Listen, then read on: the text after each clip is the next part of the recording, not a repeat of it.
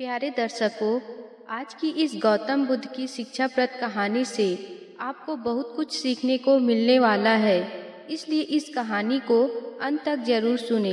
दोस्तों, एक बार गौतम बुद्ध अपने भिक्षुओं के साथ एक पेड़ के नीचे बैठकर विश्राम कर रहे थे। उस पेड़ के छांव में बुद्ध अपने भिक्षुकों की जिज्ञासा दूर कर रहे थे। बुद्ध के सभी भिक्षुक एक एक करके उनसे प्रश्न पूछ रहे थे और गौतम बुद्ध उनके प्रश्नों के उत्तर दे रहे थे। बुद्ध के अनुसार भिक्षुओं में से कुछ भिक्षु ऐसे थे जो कुछ समय पहले ही इस संघ से जुड़े थे, जिसके कारण अभी अभी उनके भीतर वो समझ पैदा नहीं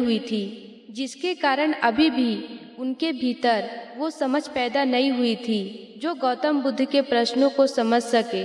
गर्मियों का समय था, सूरज अपने चरम पर था और चारों तरफ धूप ही धूप थी, लेकिन उस पेड़ के कारण बुद्ध और उनके साथी भिक्षुक आराम से उस पेड़ के छांव में बैठे हुए थे। इतने में ही गौतम बुद्ध के एक भिक्षुक की नज़र एक बूढ़े व्यक्ति पर पड़ती है जो उस पेड़ के पास से ही गुजर रहा था। वह भिक्षुक उस बूढ़े व्यक्ति को देखकर अचानक से हंसने लगता है। उस बूढ़े व्यक्ति की उम्र बहुत ज़्यादा हो गई थी, जिसके कारण उसकी कमर मुड़ गई थी। उस बूढ़े व्यक्ति के हाथ में एक डंडा था, जिसका सहारा लेकर वह बूढ़ा व्यक्ति अपने मंजिल तक पहुंचने का प्रयास कर रहा था।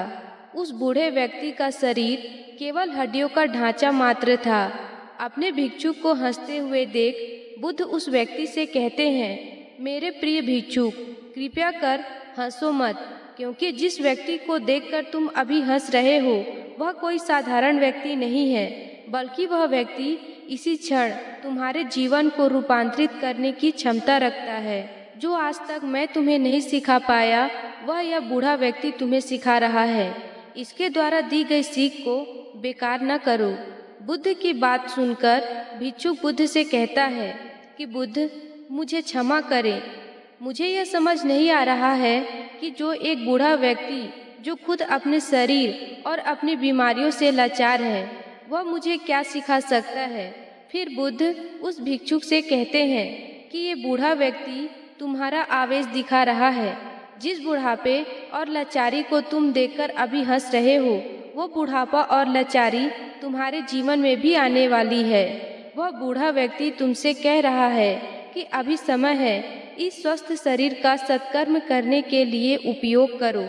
अगर तुम्हारा ये स्वस्थ शरीर तुम्हारे हाथ से निकल गया तो फिर वापस नहीं आएगा, और अभी तुम्हारा यह शरीर सही से काम कर रहा है, जैसे कि तुम्हारे हाथ, पैर, आँख, कान और ये सभी चीज़ें सही से काम कर रही है।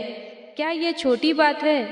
और क्या तुम इसे मामूली बात समझ रहे हो? यह घटना कोई साधारण घटना नहीं थी जो अभी तुम्हारे साथ घटी, और ये घटना तुम्हारे जीवन को बदलने की क्षमता रखती है। ठीक इसी तरह की घटना ने मेरा जीवन बदला था, और इस तरह की घटना के कारण ही मैं आज बुद्ध हूँ। फिर वह भिक्षुक बुद्ध से कहता है कि क्षमा करे बुद्ध, परंतु मेरे मन में ये विचार ही नहीं आया कि मैं उस बूढ़े व्यक्ति से कुछ सीख सकता हूँ।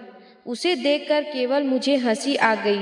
ऐसा इसलिए हुआ क्योंकि तुम्हें अपने भीतर कहीं न कहीं लगता है कि जिस स्थिति में आज वो बूढ़ा व्यक्ति है, उस स्थिति में तुम कभी नहीं आओगे।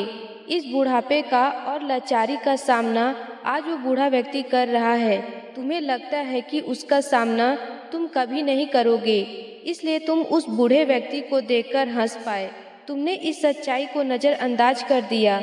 अगर तुमने सच्चाई को देख लिया होता तो चाहकर भी अपनी आंखों के आंसू को रोक नहीं पाते, परंतु तुमने सच को अनदेखा कर दिया। अब तुम बहुत बड़ी संभावना से चूक गए। बुद्ध की ये बात सुन भिक्षुक बुद्ध से क्षमा मांगता है और ये निश्चय करता है कि वह अपने स्वास्थ्य का उपयोग अपने अहंकार को बढ़ाने में नहीं, बल्कि परम सत्य को पाने में करेगा। दोस्तों, जो लोग इस कहानी को सुन रहे हैं, हो सकता है कि आप बड़ी से बड़ी समस्या में हो, या हो सकता है कि आप परेशानी में हो, लेकिन फिर भी एक बात हमेशा ध्यान रखना कि जब तक आपका स्वास्थ्य ठीक है, तब तक आप किसी भी बड़ी से बड़ी समस्या से बाहर आ सकते हैं। दोस्तों, इसलिए बुद्ध ने कहा है कि हमारा स्वास्थ्य हमारा सबसे बड़ा उपहार है जो हमें इस सृष्टि से मिला हुआ है, इसलिए इसका उपयोग सही से करें। दोस्तों, आपको यह गौतम बुद्ध की शिक्षाप्रद कहानी कैसी लगी, कृपया करके नीचे कमेंट बॉक्स में ज़रूर बताएं। और ये कहानी आपको पसंद आई होगी तो वीडियो को लाइक और चैनल को सब्सक्राइब जरूर कर दीजिएगा।